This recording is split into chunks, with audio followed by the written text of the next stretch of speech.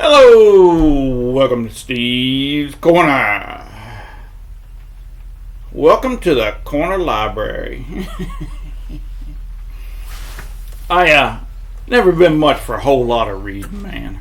You know, I like what I like, and but I don't read for hours on the end or any of that junk. But I do read for about I try to read a chapter or two every morning. Before the baby gets up, when the house is quiet, I give me a cup of coffee and enjoy a book from time to time. This is one I'm currently reading here. I hope y'all can see that one or not. Stephen Ambrose. He started a World War II museum down in near New Orleans, I believe. I don't know if it's actually in New Orleans or just outside of it. But at one time I had two books. One book was on how to stretch your it give you recipes on how to stretch your jeepers.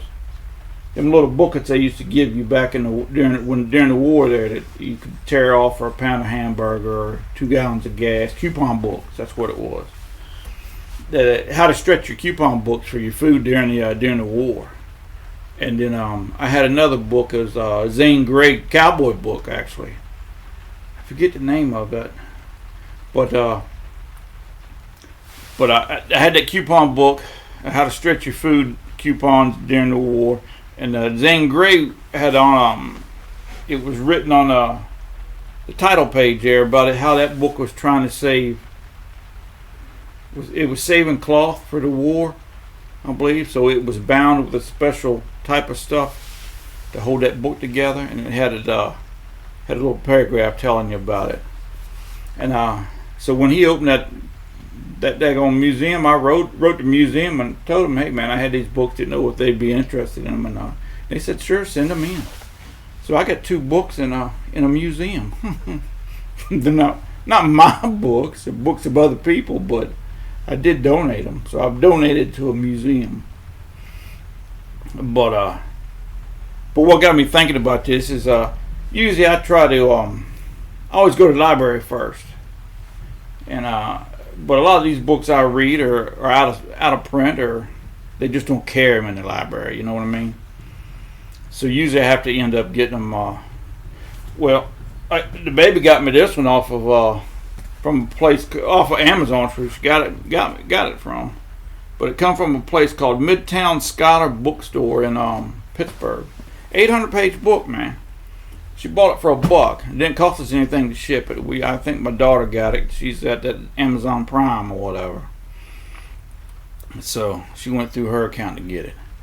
And then we always travel across running to junk stores all the time, like the Goodwill,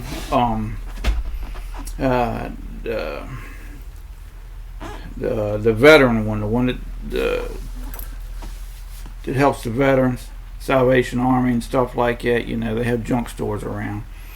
And we was up across town the other day, and that was a couple of weeks ago, just right after I got that book, and run across. There was one up yonder the wife wanted to go to, and I got 4 books. No, I got 3 books up there for $4. So in the span of 2 weeks, I got 4 books for $5. Man, you can't beat that deal for stuff it's hard to get, But them junk stores, they sell them books for almost nothing, man.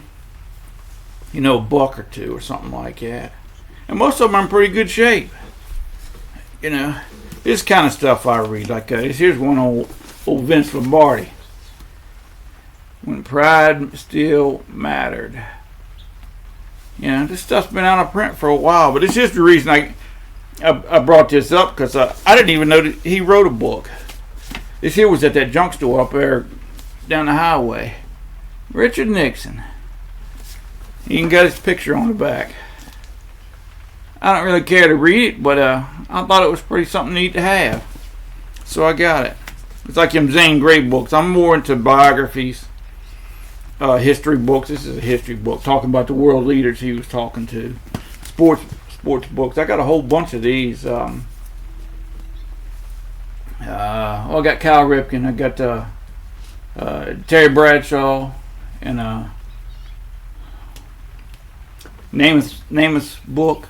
I like my Johnny Walker Red and His Women Blonde, or something like that's the title of it. I got a book from Tony Gwynn, a baseball player. I think it's The Art of Hitting by Gwynn, or something like that's the title of it. Man, it's just amazing what that guy knew about hitting, man. Just unreal. And then I got a book from we got Chesapeake Bay Bridge Tunnel down the road here, about an hour or so. And I've just always been fascinated about that, about how they built that sucker. And so I got a book of how they constructed it. They built them tunnels up in New England somewhere. I don't know if it was Maine, somewhere like that. They put a shipyard up yonder, and they floated them suckers all the way down the East Coast and towed it with daggone barges to put it over there. What it is, they built 2 tunnels and put caps on the end, and they filled it full of concrete halfway so it would float and stay buoyant. And they towed it down here like that. And then when they got it where they wanted it, placed over the road, they just finished filling it with concrete, and it just sunk right down where they wanted it at. I mean, it's amazing what them guys come up with. But this Stephen Ambrose, he I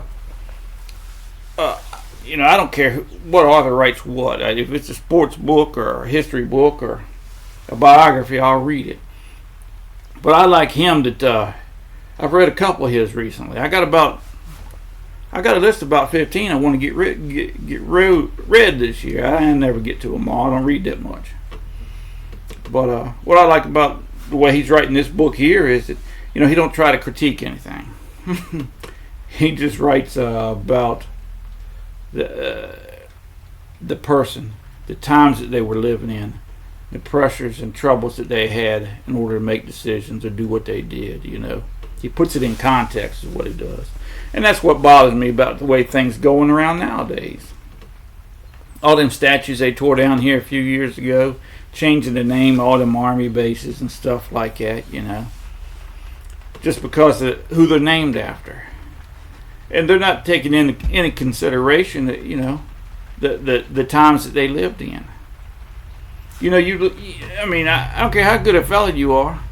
150 years from now, your family won't even want to recognize that you were a part of them. That's the way things are going now. And I think that's the wrong way to judge people. I really do. Just because of what they did. You've got to consider all the possibilities that could have happened in their lifetime. The times that they were living in. That's the way, that's how come it's so hard to judge baseball players or football players or any kind of sports athlete across generations. To me, Babe Ruth's always going to be the home run king. He retired before they had played night games. He had to play all his games during the day.